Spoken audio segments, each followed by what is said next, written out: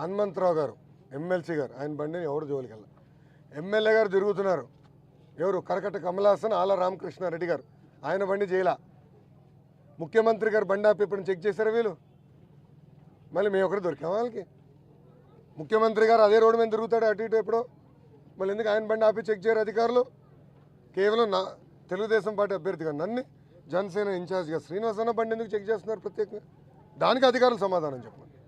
అది నేను సూటిగా ప్రశ్నిస్తాను. నిజంగా చిత్తశుద్ధి ఉంటే ఇక్కడ రాష్ట్ర ముఖ్యమంత్రికి కలవటానికి రాష్ట్రం నుంచి ఎమ్మెల్యేలు వాళ్ళ పార్టీలు ఎంతమంది వస్తున్నారు? నిజంగా వాళ్ళని ఆపితే నిజంగా ట్రాఫిక్ ఆగిపోయేది.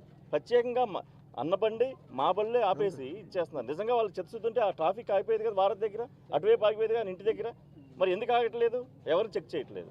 ఓన్లీ వాళ్ళకి భయం పట్టుకుంది, ఓటమి భయం పట్టుకొని కట్టడి చేయాలని చూస్తే వాళ్ళు చూస్తున్నారు తప్పితే ఇంకొకటి లేదు. మేము దీనికి భయపడే వాళ్ళం కాదు. జనసేన పార్టీ, తెలుగుదేశం పార్టీ రాష్ట్రం అంతా చెప్తా ఉన్నాం, దీనికి భయపడే వాళ్ళం కాదు. మీ ఉడతగులు మేము భయపడే వాళ్ళం కాదని చెప్తా ఉన్నాం. దీనికి మేము తీవ్రంగా ఖండిస్తా ఉన్నాం. ఎలక్షన్ కమిషనర్ కూడా స్వయంగా వెళ్ళి ఫిర్యాదు చేశారు, గవర్నర్ ఫిర్యాదు చేశారు. అయినప్పుడు కూడా కేంద్రంగా అయితే రాస్తామని చెప్పి ఎలక్షన్ కమిషనర్ ముఖేష్ కుమార్ మీనా గారు చెప్పారు. కానీ ఎక్కడ కూడా దీనిపైన మేము పోరాడుతాం, మేము వదిలిపెట్టాం. డీజీ గారిని మార్చే వరకు మేము వదిలిపెట్టాం. 100% DG must go, SP must go, దాంట్లో ఎలాంటి సందేహం లేదు. దానిపైన మేము పోరాడతాం. నిన్న చంద్రబాబు నాయుడు గారి సమావేశం జరిగింది. ఎలక్షన్ కమిషన్ దగ్గర మేము పర్మిషన్ తీసుకుని పెట్టిన సభ అది, క్లోజ్ డోర్ మీటింగ్.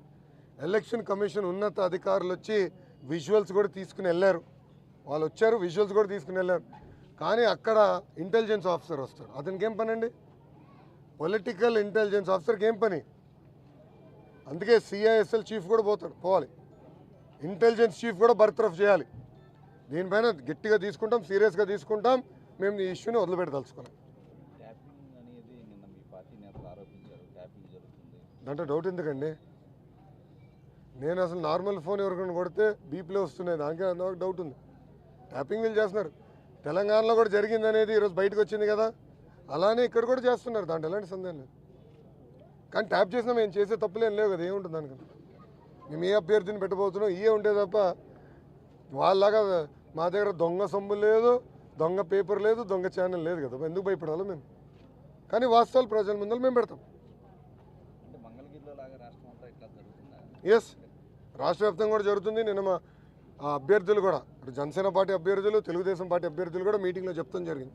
అది మా దృష్టికి వచ్చి. కానీ మొదటిసారి హెరాస్మెంట్ నేను చూసా. అరే 3 రోజులు 4 సార్లు ఎవరిని చెక్ చేస్తారా?